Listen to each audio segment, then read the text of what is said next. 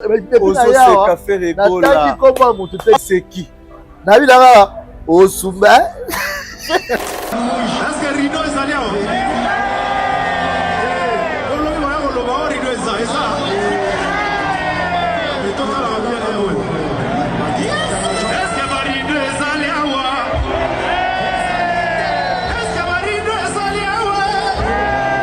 moi tant que va comparer à faire et fallait bon on aura un résultat. La comparaison n'est pas raison. Il y a là où il y a le désordre, ça se voit. Là où il y a le mal organisation, ça se voit. On nous a annoncé qu'on va couper le concert parce qu'il y a trop de combats à l'intérieur. Les gens se battent trop. Donc on nous a annoncé. Ouais, c'est ça les messages que je viens de recevoir là. Il y a trop de bagarres à l'intérieur. Parce qu'il fallait la unité de mesure. Moi j'étais en Belgique, j'ai fait la première partie de ce concert en 2023 à NG Arena. On a fait 16 000 places. Sold out. 16 000 places. Fallait ça la sold out. Sold out 16 000 places. Avant concert ou soit toujours au à concert? Avant concert, 16 000 places. Alors ça là rêve. Mais il y aura des gens qui viendront. Tout le monde. Mais c'est les mêmes personnes qui ont dit que place il fallait l'équipe. Donc on les capter parce que sur le quai ils pas du tout. Mais ça il faut voir ici là. Ah toi qui sont à 3 stades. Stade de France. Ils ont les 3 stades. Hein? Les camannés en moi.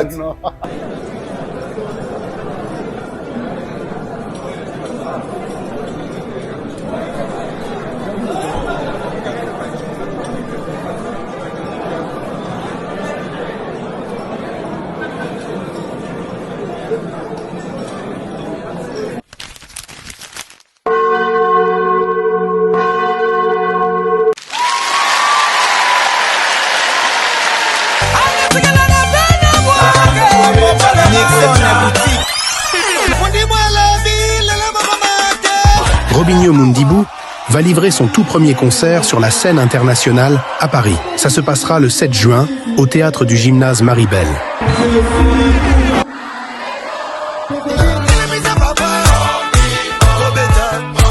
Un concert explosif, présenté par Lennox, production de Gauthier Mascotte.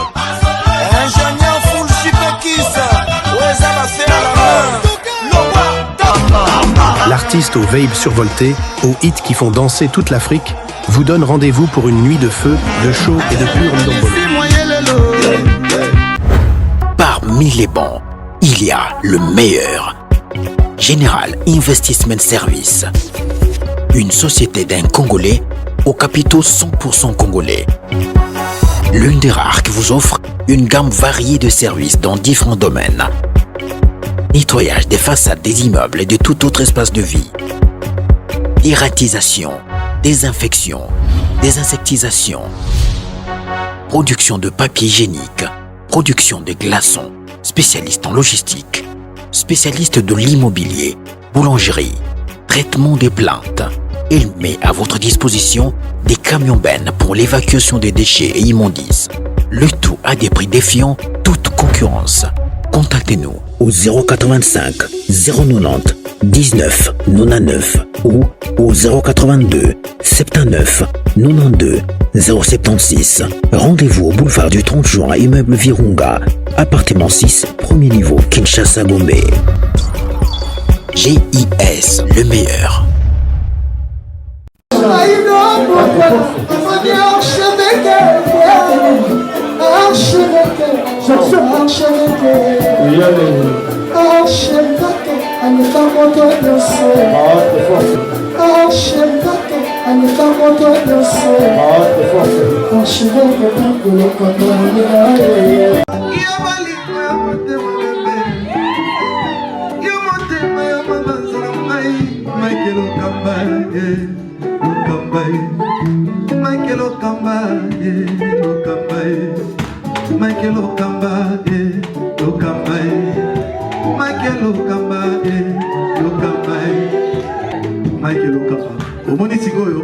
L'artiste, c'est l'improvisation. Na honoré dans l'émission. Africa Elengi TV, votre chaîne, l'incontournable, la star des chaînes.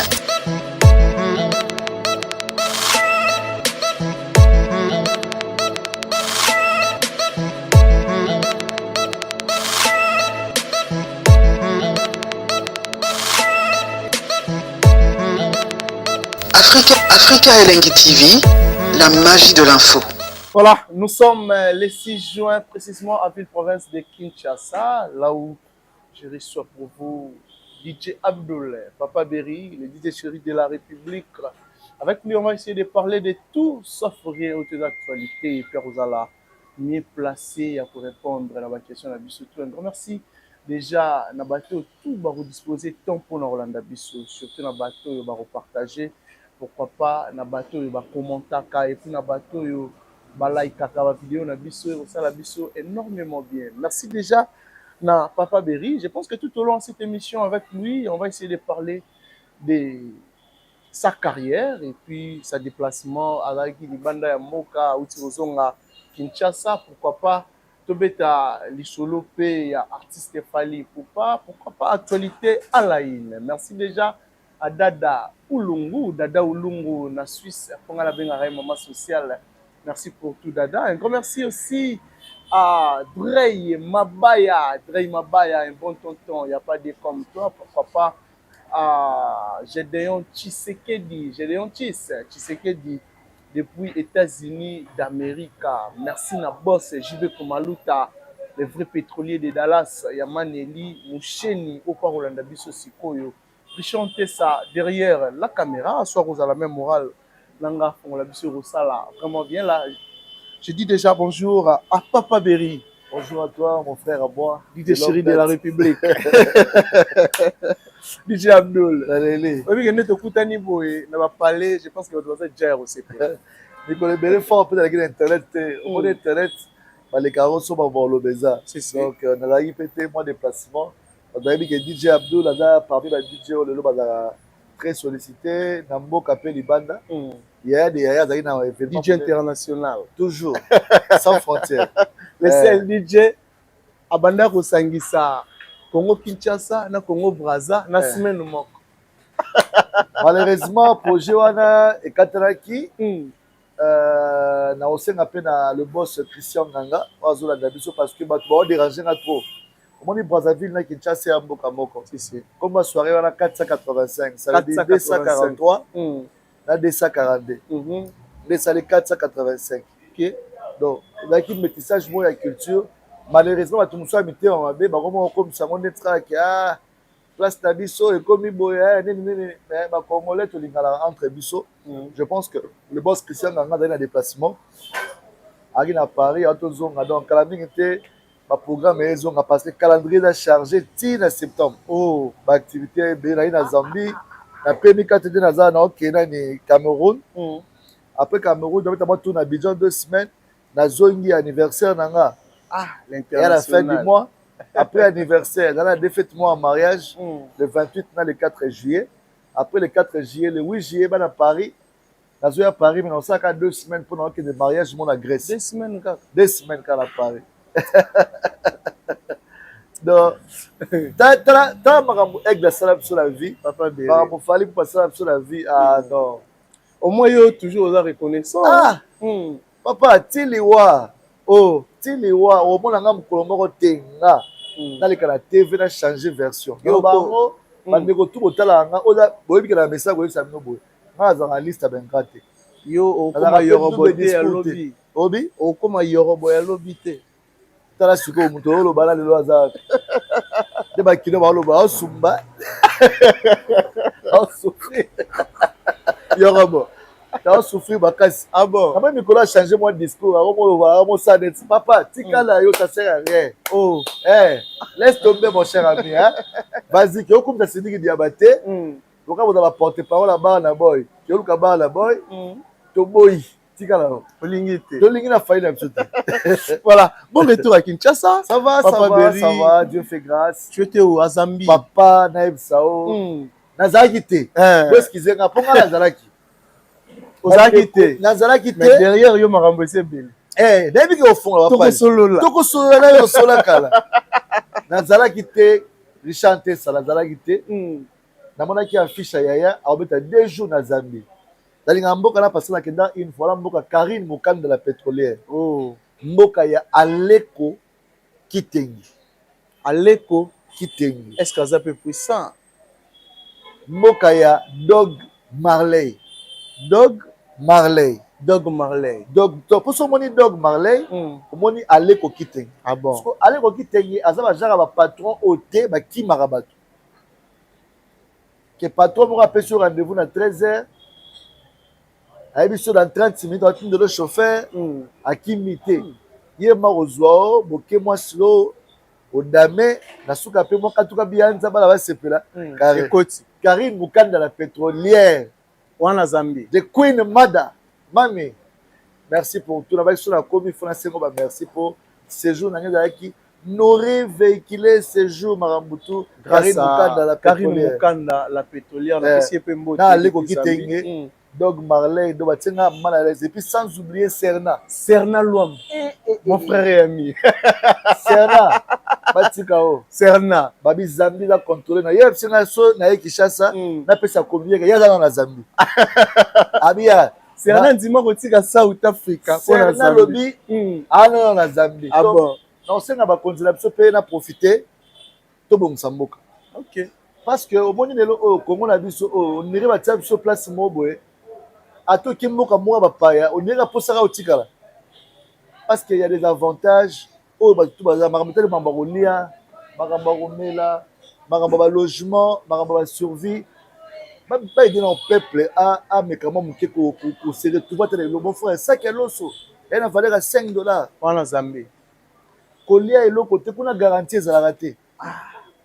Et puis les konango, c'est que le bateau qui est na fallait pour pas mboka oyo batu balobaka lingala te, balobaka français te, balobaka anglais na munoko mboka na bango wana kibemba na autre chose.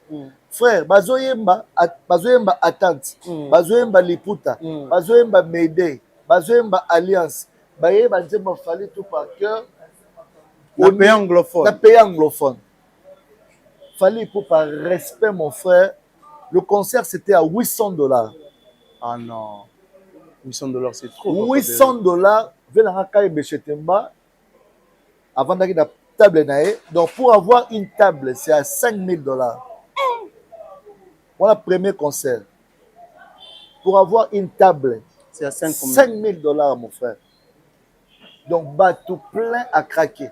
Pembe nanga ba Zimbabwean mo ba ke ba fouti billet na bango spécial ba yeka pour na événement ba américaine. Fallait aller après 2 ans, bah manquer qui pour bah c'est le prochain concert faut dans la stade. Oh, na Zambie. Bah c'est un concert à stade. Bah producteur bah déjà voilà donc bah partenaire mon souvent déjà voilà pour un concert à stade. Donc on respectera Fally on ça la fierté. Il y a musique congolaise surtout dans le pays où ils sont anglophones qui n'a rien à voir même pas pays francophone hein. Oui. Mais anglophone que bah tout bazoyemba lingala. Boyemba lingala samba comprendre boyemba nini. Et puis avantage dans DJ Fally. Maman DJ I'm DJ oh Fally Poupa. Yo DJ Fally Poupa DJ. Oh non, DJ Fally Poupa. D'habitude mon frère, ne va péter ba yebi ngate la mboka wana. Que DJ Abdoulaye tout la sala la zabi ba yebi ngate. Grâce à Fally Poupa encore une fois de plus bercer. Ba c'est notre sala Kinshasa wa na Zambie ba yebi. Mon frère, moi na Zambie, natanga batiste ba na Zambie. Ah oui, Longomba. Pepe Kale. Madilou. Papa Wemba. Fally Poupa. Naya Levis. Alors, Koffi Olomide. Nayebi siyo ba komo na tangeli yo batu o make ba ye bango wana. Ferregola et les autres. Natika ko tati ba mutu moko kuna te. Fally Poupa. Ah oui, Longomba. Oh, mais un grand prêtre, na star na mboka mais on dirait via le moins négligé. Ah oui, le Longomba. Grand prêtre, na pays anglophone. Banzelo musuba baganga nga père, banja na sai 2 semaines ata la bar, ata la nzela, ata la taxi. Okaka Mayday, ali nzembo na section na alliance. Oh, boss abeda chou bazo yemba e, na mo expliquer ba tukena boss a chou eza patron moko boye aza boye na on interprète.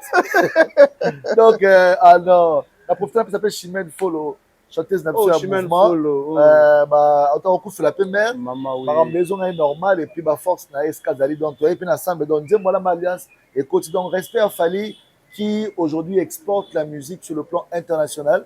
C'était un plaisir pour moi de dans mon avis, Pembe n'a fallu et a plus d'avantages parce que non seulement il fait la fierté du pays, mais aussi il est en train de faire vraiment cette fierté d'Afrique. Et ça, quand à niveau, il y a francophone, mais au niveau de la pays anglophone, on va valoriser Moutou.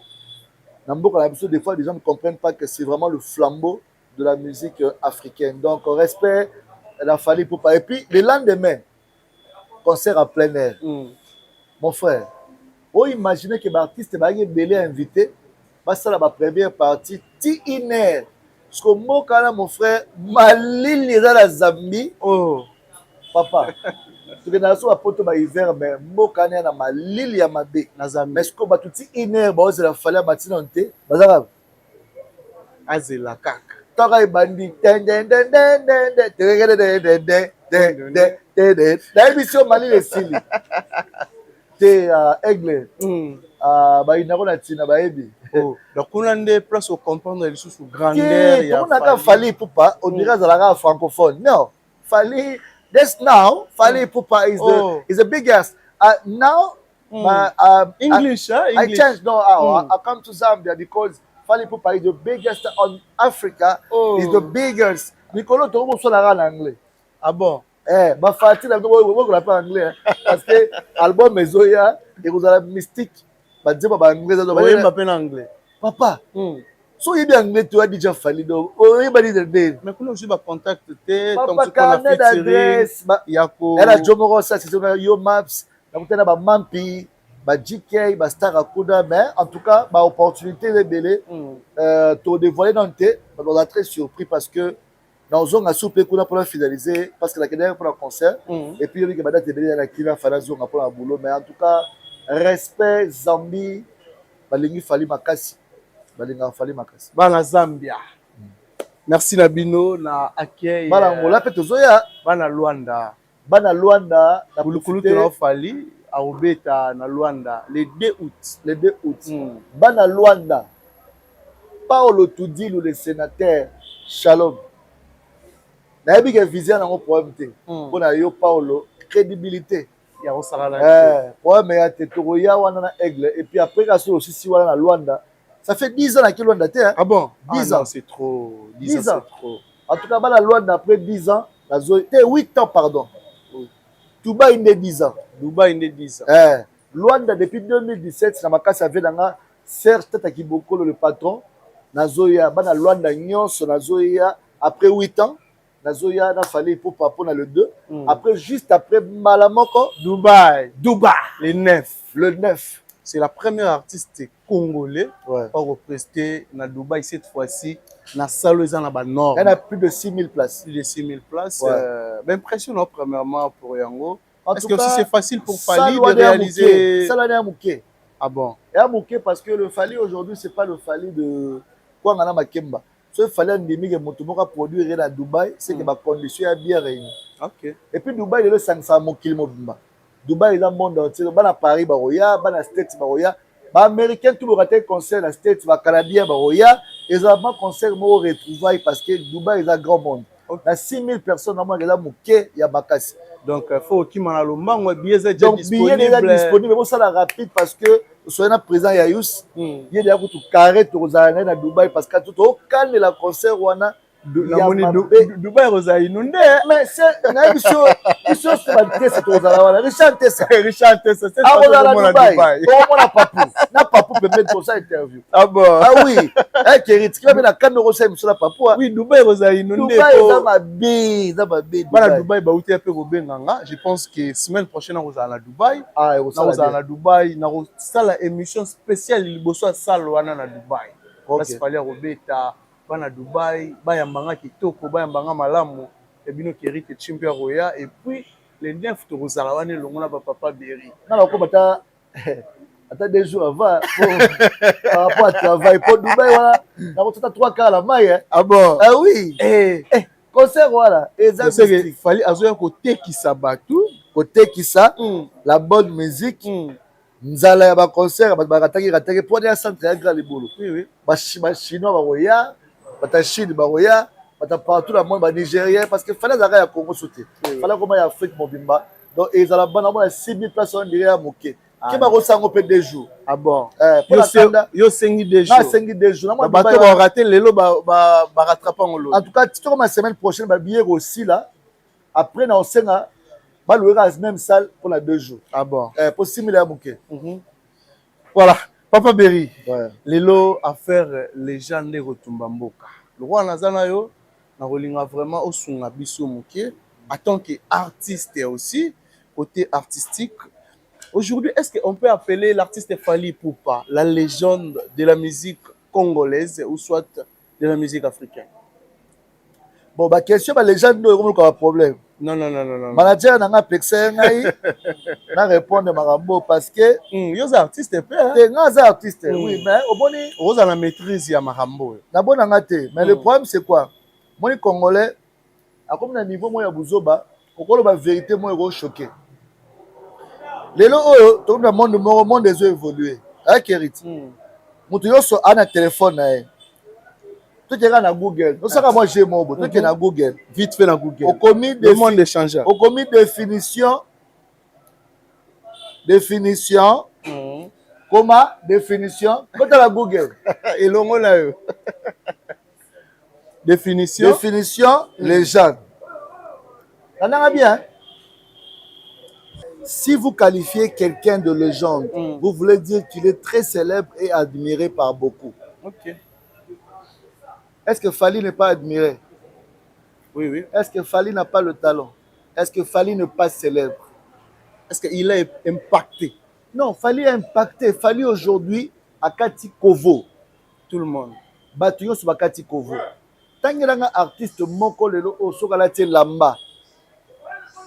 Après une semaine, Chinois pirate, comme il y a la portable à Génios. Fallait un petit pantalon, tous les Chinois, pour aider la population, pour dire que ça dit, tout le monde sera le lobby du Cameroun. Risque encore, c'est que le fallait ce qui, à la télé au Moro, il y a un moment où t-shirt Fally avec sa marque. T'as que marque nae moko, mais pirater sous yango. Tout le monde a remonté son côté. Donc ça veut dire il impacte la jeunesse d'une manière hors musique aussi. Et puis Fally il a traversé de générations. Avant Cartier l'attendait, talent l'attend. Jusqu'à nos jours, Fally a presque 30 ans de carrière. 30 ans de carrière. Depuis 94, 95, Tia Cartier l'attend 99. On a 2025 papa. Abandi carrière solo dans 2006. L'année prochaine, on fêtait 20 ans. 20 ans de carrière. 10 ans avant, Fally existait, il faisait la musique. Papa, on respecte tout le monde. Ça est très bien. Mais le Congolais, on a un sérieux problème juste d'apprécier. Au moins, on a vu Jean Maïka Sambo. Il prend le bané wapi. La fête, il y a Bobo Liondela. Ah. Bobo Liondela vient à Bisso à fêter 60 ans. On a eu DJ à l'événement. Quand il y a un vieux wana. Jean-Marie Kassamba. Azaki ya mo apeke parole aloba na micro quand les ala moi témoignage et là comme ça moi émission ba j'ai mo faut ba mission ba tellement a bengi tel fois tellement un tel fois loba e gazayi wana vena biso Tata Dominguez azaki wana vena biso Blaise Boula azaki wana on appelle Fabregas ouais Fabregas aussi était là tu vois et tant comment il a fallu ayeb makambo ya lobaki ya malamu wa comme ça qu'il fallait pour pas na ba prouesse na devant Fally présent. Vous comprenez très bien. Ba propos tenu avec la mission sa langage que lui mais et rabaisser na intelligence au hasard na je sais pas qu'est-ce qu'il était animé de lui. Ya ko ba mambo lo ba kiwana mais na motema na e moko nengaza ayebi que Fally la légende. Ah bon. Ah ouais. Il y a eu presque ba Kofi Baza Papa Wemba, mais Kofi a marqué son époque. Kofi Olomide a marqué son époque. Kofi a une vraie légende, non que Fally. Vraie légende, n'a faux légende nani. Nini o Kofi a sali, pona o Fally a sali. Nini o Fally a sali o Kofi na salité. Parce qu'il y a un mot Fally a sali, Kofi na sali. Kofi a fait la course. Oui. Oignon so Kofi a sali, Fally a sali. Oignon sauté. Té, oignon, té na obso vérité. Oignon sauté. Papa. Sal union se Kofi à Sali, Fally a plus de stade que Kofi. Kofi akoleki na banzembo parce que bana musala avant. Là c'est normal. Mais aleki fali na ba tube te. Oza international. Kofi a quelle chanson rumba au Afrique mon bayemba ngo de A à Z. Le roi service. Des coucou de ngobila. Bayemba ngo na communauté congolaise. Est-ce que un Nigérien koyemba nzemba Kofi moko de début à la fin? Pourquoi pas? Papa, exact. Vous assure. Exact. Exact tout monde a été. Mais Kenya na tout le monde avec TikTok ba challenge go sala partout. Kofi a fait Bercy, Olympia, Zénith. Fali a fait tout le 3 salles. On est d'accord? Oui, oui. Total a concerne betama ozoya. Hippodrome de Versailles. Vous comprenez? On va voir. Parce que c'est la Moukomakamte. Et là, Kalamingte. Oui, oui, le 19 Vous comprenez? Voilà, c'est pour te dire que Oignon Soya Sali, Fali a pu faire tout. Le Oyo, Fali a fait trilogie à Barena. Paris La Défense. ING. Ovo Arena. Ah, toi qui es sur 3 stades. Stade de France. Ils ont les 3 stades. Hein? Ah, les Kamane en Ouara. Les Kamane en Ouara. Dans ce stade de France, si les autres c'est la suite de la crise, c'est Chongo, le grand artiste arrive à Maosola. Dans ce stade de France, Papa Berry, depuis Tobana et Rosella. Papa, tant qu'il fallait aller dans stade, annonce na stade na à tout qui avis à Mototé. Ceux qui m'a producteur Babaki Sami et qui en plaire, na vision et comme il y a 3 stades. Et c'est qu'il faut pas repousser. Et ça, pour moi, vous assure. Stade Roi Baudouin. On est ça, Rimer. Ça, Rimer, 3 stades na espace, il y a une semaine, 2 semaines. Hein? Non, ils allaient dans le non, ça matin. Mais ils ont un peu facilité. Ah, il fallait ce que ça va passer. Ok. Stade de France, Stade Roi Baudouin, na Stade Mont à Londres. 3 stades.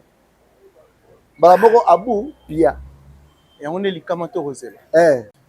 Stade de France, Stade Roi Baudouin, Stade à Londres. On a sous devoir. Il y a les bossons nous battu balongo l'été vous sous la mousse. Marabapa c'est bon. Album Ezoya. Album international. International. Est-ce que Mambo est béba? Ici quand on comprend de qui est fallu avec la nouvelle bon. Je m'étais. Ah bon? C'est vous bébé. Je m'étais. Je ne suis pas permis de tout dévoiler. Donc voilà, je garde mon silence. Papa Berry, tout cela, nous, les Kamouya, à faire ma visa lélo. Pour lélo, la mort en abisso, main noire et comment Rombo a fallu. Je pense que vous êtes au courant. Lélo, artiste et tout, à comment prendre ma visa, fallu main noire, fallu. Il y a comment en collaboration na ambassadeur, falinde. Lélo, moi, challenge en Wekoti, na orchestre, tout le monde a dit fallu à Tchèque Nicolo, il y a plus de 70 visas. Toi aussi, tu étais parmi 76 visas. Il faut dire parmi bateau et qui va visa. Après, tout le monde a fait héritier Watanabe, Oyo, avec comme on a 40, si je ne me trompe pas. Gezmaou était aussi, les 20 quelques. Lélo, l'artiste est Ferregola, notre artiste de la République démocratique du Congo. Oya Robeta lobby le 7 juin na ING Arena. Jusqu'à présent, bandeko mususu otoyeba il fallait bakende te. Na mona andaki même ndeko nao musique ndingo. Malgré linga makambo na été. Pardon. Na mentionné kaka kombo na ndeko na te, pardon. Non, c'est un Congolais. Pardon. Osansanga te alors osansa gâteau na kaka. Musique ndingo. Pardon. Asa frère na yo. Ya émission beba te. Émission qui tombe boye David Mombele, émission qui tombe boye. Émission beba te. Pardon. Frère na yo gâteau na nye. On a terme na osola donc elle ko to somba gâteau ko ti nye. Donc ce gâteau za mamba bien, moto tanga kombola ma farata. Donc plus loin. Pardon. Yeah, pardon. Baleli gouvernement était la bango makambo yo. Bakolela ndenge nini aussi le temps bango mo baza à la base ya makambo tout. Père, est-ce que garçon zolo bawana, ça c'est un énergumène. Non. C'est un énergumène à l'oba na télévision que Batunyo sa maison Schengen, ba 2 fois. C'est lui qui a dit ça. Abosani. Allez, gouvernement Abosani. Est-ce qu'Abosani kaloba on la TV? Peut-être. Est-ce qu'Abosani ka fina Madame Catherine na télévision? Abosani. Est-ce qu'il y a un faux cause? Est-ce qu'Abosani papa na bien tout rappelle la bêtise. Si vous voulez accuser Moutou, quand tu es entouré de bêtes, tu es entouré de cons, tu es entouré de malades. Ah non. Vous oubliez. Non, écoute, Abdul. c'est ça vraiment le terme. Il faut le solo dans le normal. L'artiste ne peut pas avoir de problème, peut-être. Mais quand on voit un entourage d'un artiste, ça représente directement l'artiste. Quand les gens viennent parler au nom de l'artiste, donc, Bazola Tissaye, bêtise. Et il y a beaucoup d'artistes encore plus loin à l'Oba que Maramutu, Bato Balobara, et où tu n'as pas nanga. Makaouz, a fini la maison Schengen, a fini la maison sur Bazarana, deux fois. Sans preuve. Toi, tu penses que Balinga Toloba a ils ont interprété na poto. Tous ont interprété. Il n'y a pas de Congolais qui travaillent là-bas dans le service à Schengen. Les Congolais, les Congolais, Bazali. Balandaka, ils sont que non. Et là, ils ont une institution. Et comme il y a maman, Patrick Mouyaya, il y a un problème. Tu sais, il y a même des députés, il y a même des sénateurs qui ont un refus. Un sénateur, un député à Mokao a côté dossier du refus. Vous comprenez? Le dossier, il y a structure qui a géré dans le gouvernement. Président Koben na makambo est loyal, ministre de la culture Azali, pas ceux qui parlent à Makambouana. Vous comprenez? Un dossier se traite bien avant. C'est pas à la va-vite. Et à Makamoto Koben a fait sa visa. Et elle lit pas au sommet. Vous comprenez? Bato ba oganga lelo wala ke no botel la biso likambo bango nde bazwa raté. Oui, pourquoi journaliste mo ya biso ya Congo apesa bango visa bakenda na Espagne bakoma faki bakota France selon bango, mais or que visa baki nango ya visa territorial donc bana droit ya okende pays musuti hors Espagne bakota na clandestinité babatama na basa bakofre bakar ba musu ba Babezara beaucoup de bis boké, il papa Beri, na ba coffre. Mais bon foot Marc Aouza batamara na coffre. Là ça ba robe, ba ta musu ba se démaquiller, ba musu ba bala basi. Vujini manganga batamara na coffre. Na ebiso ko dio coffre makasi ba kunda yema na coffre. Coffre ko tu do ba fongola tedo atoka na produit ado. Akoma son des potopoto na ebi. Ilunga pe de ko facile à batama. Tu da mo pousser beso ba te. Facile à batama. Vous en pas. Bakenda ya clandestin na osko bokoti bobo sasko vidéo ya batalana to na Paris to na makambutu ba photo retour eza dossier za bato ba pesa ba visa batala ba émission internet lelo na watala internet après bolela nini mission il ana mukanda na ya roki à tout moment. Mais pourquoi toujours faire rigoler? Parce que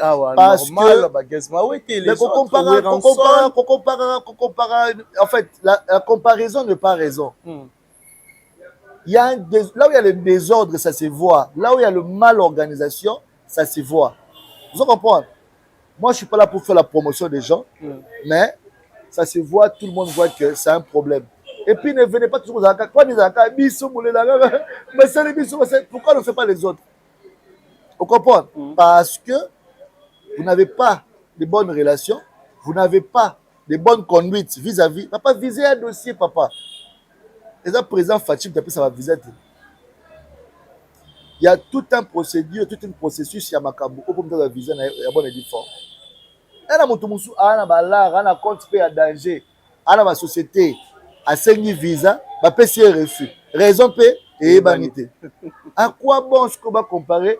Garçon, mon roi, autour de Bawana, va comparer poste de visa et comme affaire d'État. Mais à l'Élie, le gouvernement était à la Bango Likambo, il a même là. Combo ya son excellence Patrick Mouyaya, Maman Denise, Maman Denise, Maman Maya Mboka, ça y est, Maman ah camarade d'abord, on te barobé là, et tout le camarade, maman te, Maman Denise a bureau.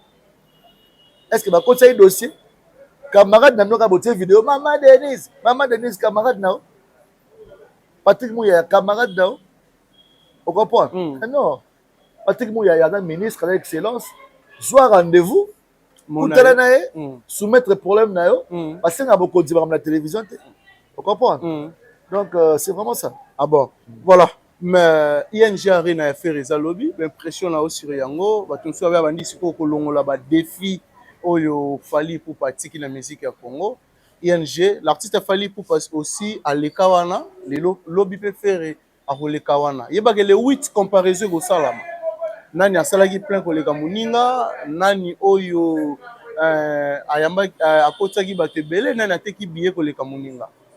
Papa, au moins tant que comparaka faire na fali, bon mon aura ba résultat bon. Bako ça makona bona nena bango te sabata komba fali na makam. Parce que fallait la unité de mesure. Moi j'étais en Belgique, j'ai fait la première partie de ce concert en 2023 NG Arena. On a fait 16 000 places. Sold out. 16 000 places. Fallait ça la sold out. Sold out 16 000 places. Avant concert ou soit toujours au à concert? Avant concert, 16 000 places. Vous comprenez? On verra. Même si ça nous fait l'euro moro. Moi, je suis à Boti. Tout le monde est moi, avant de 2 ans. Moi, je suis à Zemi. À Boti à l'objet. Tant que ça, on fait un accouchement. Tant que ça, on fait fausse couche. Tant que ça, moi, je ne vous comprenez? On compare jamais. Dans la comparaison, ne pas raison. Très bien. Fallait faire sa vie, carrière, il calcule personne. Bateau, bon, la souffrance, il y a calculé carrière, il fallait. Il doit souffrir. Parce que lui, il calcule personne. Quand il va faire Stade de France, quand il fera Stade Roi Baudouin, quand il fera Stade à Londres, est-ce qu'il va calculer bateau? Rien. Ça, là, rêve. Mais il y aura des gens qui viendront. Mais c'est les mêmes personnes qui ont dit que place il fallait l'équipe. Donc on les cater parce que sur l'équipe ils sont pas du tout. Mais ça rivalité pour la monde à chaque fois. Papa ça va rivoter, ça va rivoter. Voilà zoba rotaille na maramba. Rival il a fallu se faire rigoler. Rival a fait la maramba jamais de la vie ba rivalité. Rotaille na maramba papa. Mais trésor congolais à chaque fois déjà. On t'a battu na tela makambo ba yeb maramba la te. Ako soit na même comme ça ils n'a pas dans le plateau de politique.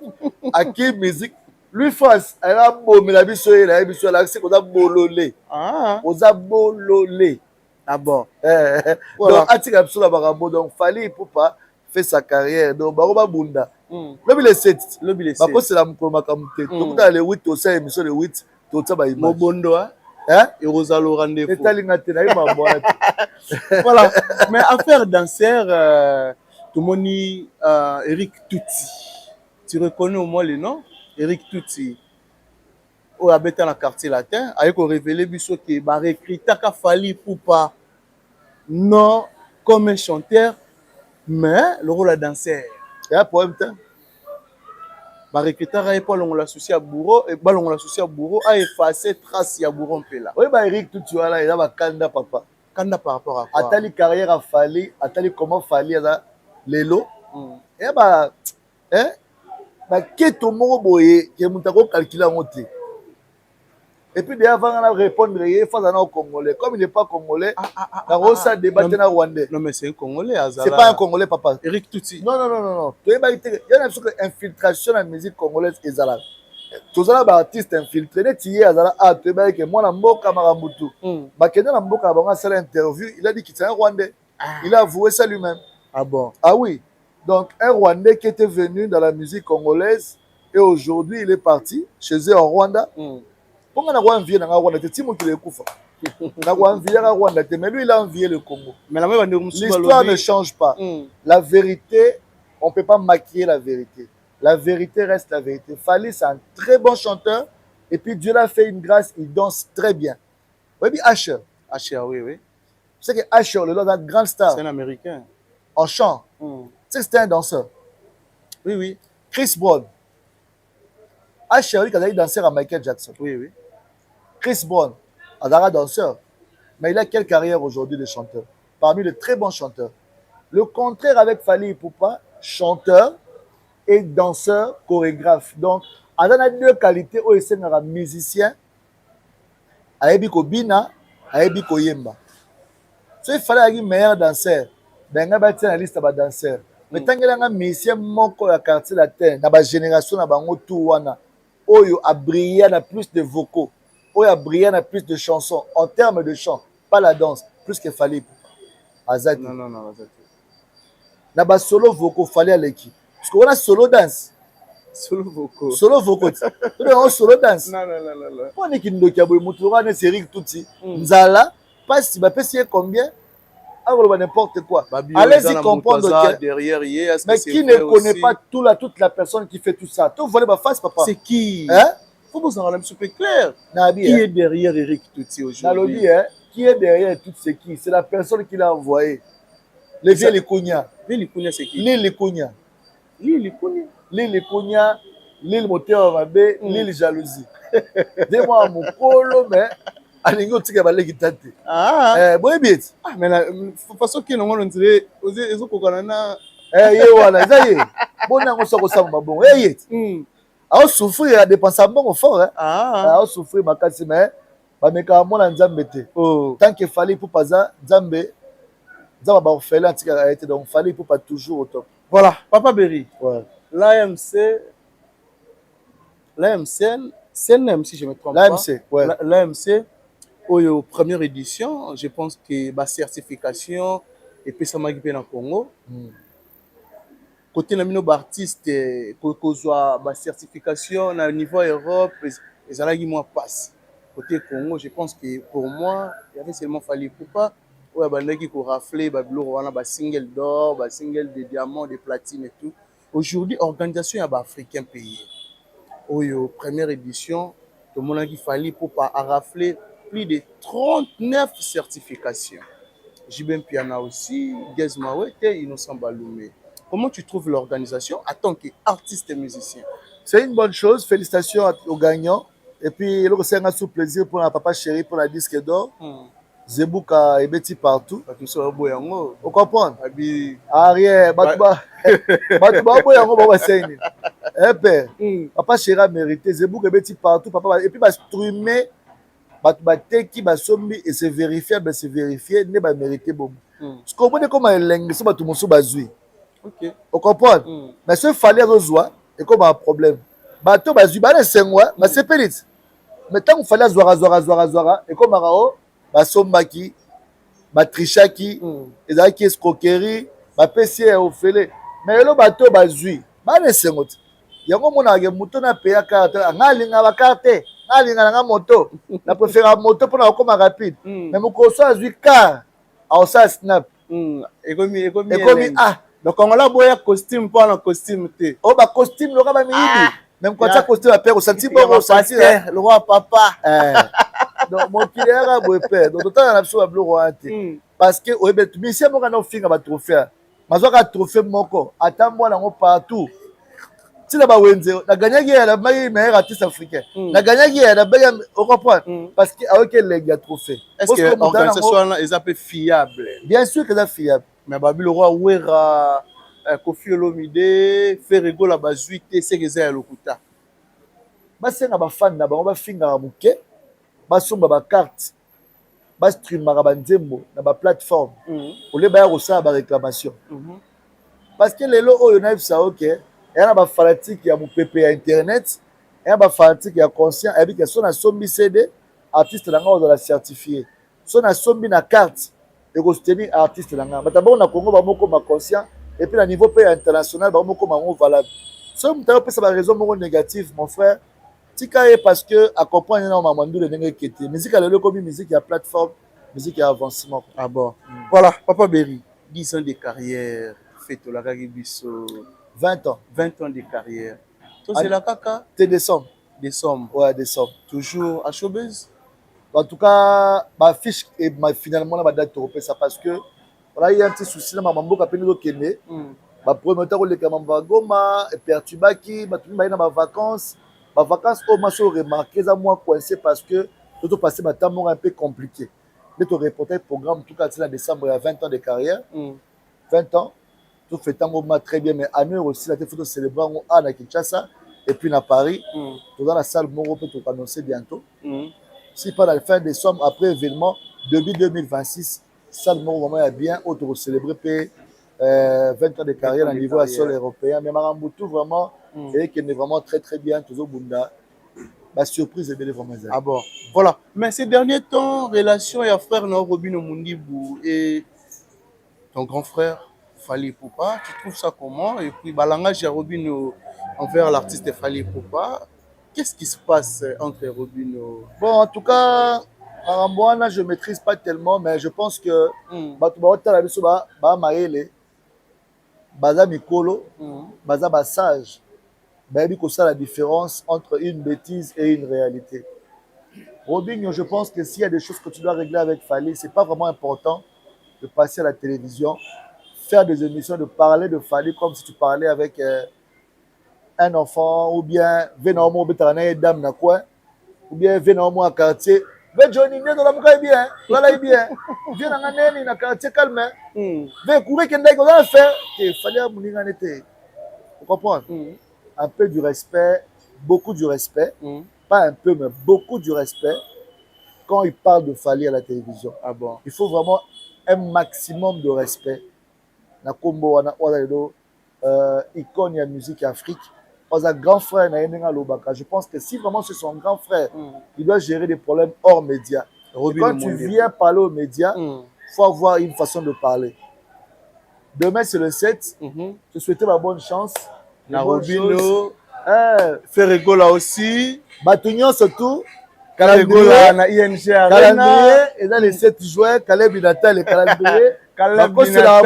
Bakosela mokolo makambute. Lobi, batumusune ba boye. Basumba.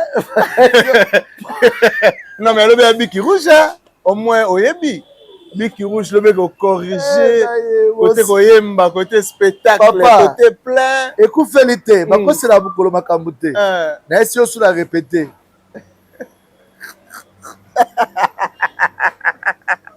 Ok, et le ma réalité qui ça. C'est ça, et Papa Berry. Lobby. Lobby. Les 7. Calendrier. Ferregola, ça sold out hein? Sold out. Na ING Arena. Bon mon vidéo n'était à Okima Mbango lobby. Ye molimo ba rideau te elongo problème ya te bino ndo chaka ba rideau papa ba wario ba partout même na ndoto bazala ba mpe ba mobonde wario moka ozala wana masala nga wario wale la billet na o kota mama tana suka place ça les souki ça sur la vidéo ya bien mokile sepela ah bon ouais ya montage te papa on ça les BBL ba kati ça ba papa tokotala ngo lobi finga na ofali mais kosala ba ofali osala ne problème nini wana oseka Ferregola ozo seka Ferregola ozo seka Ferregola nataki komba mutu te ozo ba visa te oseki na bidanga osumba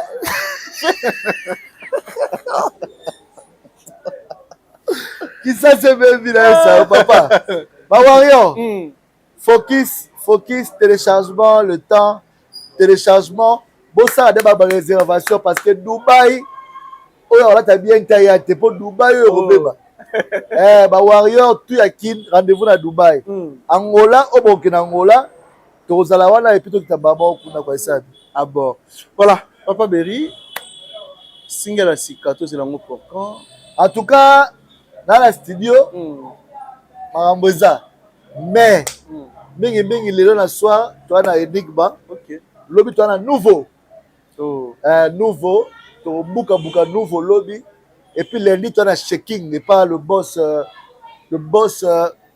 Simon Ikamba Petit Béton le sénateur à vie donc lundi au bana Kinboy Belé concert à Sika chaque lundi et puis mardi toi mardi Jambo Mardi Jambo na Coco Jambo oh tokozala wala mardi Jambo Nikolo côté kuna ikuzo tambola mingi Papa Berry papa DJ na mwasa ndumba esika mbongo eza azokeni Caleb Inatal quand il signe le contrat moi je pars ono bachenga l'aise awa pena mozo tanga sukomba côté ngote olobili obaki bachaki à l'aise basuba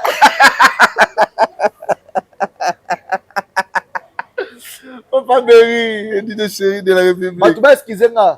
On dirait que soumbé mama be pour la lingala. On dit en français, bah tu me fais chier wesh. Tu me fais chier wesh. Et qui est normal hein. Oh tu me fais chier. Mais pourquoi lingala te ko valoriser ngote? Ah bon. Donc bah excusez monsieur DJ Ramos Sandumba, place Maramboza bien. Tout ça, le local même. Ah bon, mais juste une dernière question.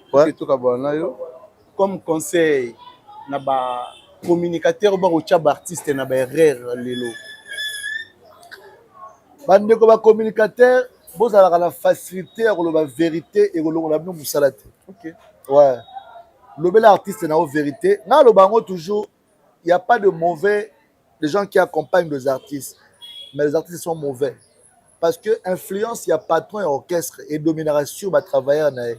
Vous avez une vérité qui est attaché à Tikio, mais les bandes sont attachées, c'est moqué. C'est comme si tu n'as pas le genre. Ma communicateur, ma flatteur. OK. Azo flatter leader, mais la sourate un leader à quoi? Na yona leader beaucoup na potopoto. Ok, faut c'est leader vérité que tu as un problème boé, erreur reza boé tout ça, au cours de la vérité. Donc le communicateur flatteur, vous devez arrêter et ça détruit les orchestres. Voilà. Ouais. Juste mot de la fin et puis quelques salutations. Mot de la fin, la Pessimbo, la Pessimbo, la Chris Chongo, hein, Chongoku. Merci beaucoup le grand artiste. Salut à toi, Cynthia Keita, la belle. Là où tu es, on te salue. Toutes les gens qui soutiennent DJ Abdul, de là de près. Merci à Caleb du Natal. Il a même belle. Nicolo Nakin, Caleb du Natal, Molatis. Papa, na émission, chaque jour, Caleb a dit que 10 000 bilamba. L'idée est un oboro. L'idée est un oboro. L'idée est un oboro. Ce qu'on arrive à dire, on reprend l'année, nous sommes à Kitoko. Kalamba boutique, ma vie number one. Kangiba boutique, tu as mis Kemi. Pour la qualité, hein? Ah bon? Et où ta poto? Pasté, poto. Chinois, Té, poto. La fille Chine, t'es Chine et un grand monde. Keba, Chine. Grand monde. Yo, il ne pas chinois. Papa, c'est la té à la Chine. Papa, na kin soit de Chine, tu la table. C'est pas été. Turquie peut. Baya na nga Tiki. Baya na nga Grèce. Na ela bino fort, papa. Kosombe la mbala légal, eza cher. Oui. Ba patron tout ya ba Chine, to bala ba boutique na Kinshasa. Na ela bino ya trop mari ba boye belé ba kombo na ebité. Na pesi mbote na ba patron tout ba yebanité. Oh. Ba patron ba yebanité. Mikolo na boka bonka. Ba patron ba yebanité. Ba patron tout o ba yebanité, balinga batanga ba kombo na bango te na tangi bino. Ah. Ba patron tout. Oh ba. Quand on a au sepela. Ah bon. Ba patron tout o bazala mbongo me balinga batanga ba kombo na bino te. Na tangi bino. Ah, vela nga dans la campagne, vela nga dans la Gombe, vela nga dans la Kingabwa, vela nga dans la Yolo, vela nga dans la Matete, vela nga dans la Lemba grand prêtre mon ngata communauté mes patrons. Na boaki. Ah bon. Après na motanga sco, na boaki Bassel Chou. C'est son argent. Il donne à qui il veut. Ah bon. Bassel Chou parmi mes parents parce qu'il y a l'anniversaire le 22. On fêtait 40e anniversaire nanga. Bassel Chou. Na boaki le double cerveau. Corneille Kabanga, double cerveau. Corneille Kabanga, double cerveau. Hein? Bon anniversaire à ma nièce, on est ensemble. Et puis sans oublier Ridi Lumbe le Tsunami. Merci beaucoup pour tout. El Chapo, El Stana. Ya Willy Moucheni. Merci à Willy Moucheni, Code Yambo, Ya Willy Moucheni, Torobo Salate, Doudou Kinkela 12-12. Doudou Kinkela, na royoka na sangwa. Doudou Kinkela 12-12. Aleko Kitenge. Aleko Kitenge, Doc Marley, merci à Serna, toutes ces personnes qui me soutiennent, sans oublier Karine Moukanda, la pétrolière. Bonne soirée à toi, Karine Biansaka, Karine Biansaka, merci beaucoup. DJ Abdul disponible pour vos fêtes, vos manifestations. Au Bengibiso, on a plus de 243 9 90 88 88 89. On est ensemble, à très bientôt. Voilà, merci beaucoup Adraï Mabaya, un bon tonton. Il n'y a pas de comme toi, pourquoi pas Nadar Jonker. Nadar Jonker, merci aussi à Dada Oulungu, na Suisse, pour la Benaraï Maman Sossal, Gina Labieji, BCJJ Groupe Apart na Brazzaville, pourquoi pas na José Longondo, l'homme à Tesla, na États-Unis d'Amérique. Merci beaucoup. Na bateau tout balinga biso na bateau ba repartager na bateau ba recommander. Merci à l'équipe Mobimba et Afrique Elengue Télévision, pourquoi pas Richard Tessa qui était derrière la caméra. Merci aussi à Juma Claude de Bols Montréal. On a réuni pour la réalisation en Afrique Elengue Télévision. Quant à moi, je pense que tout le monde a dit bongo au prochain numéro. Bye bye.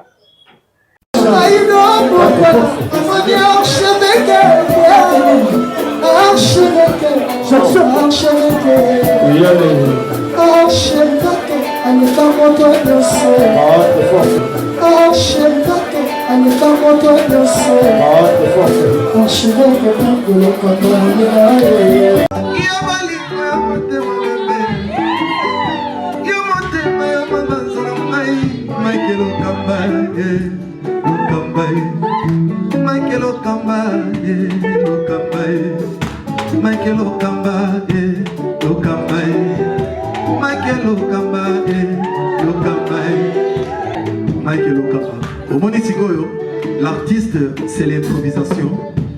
Na honoré dans l'émission. Africa Elengi TV, votre chaîne, l'incontournable, la star des chaînes.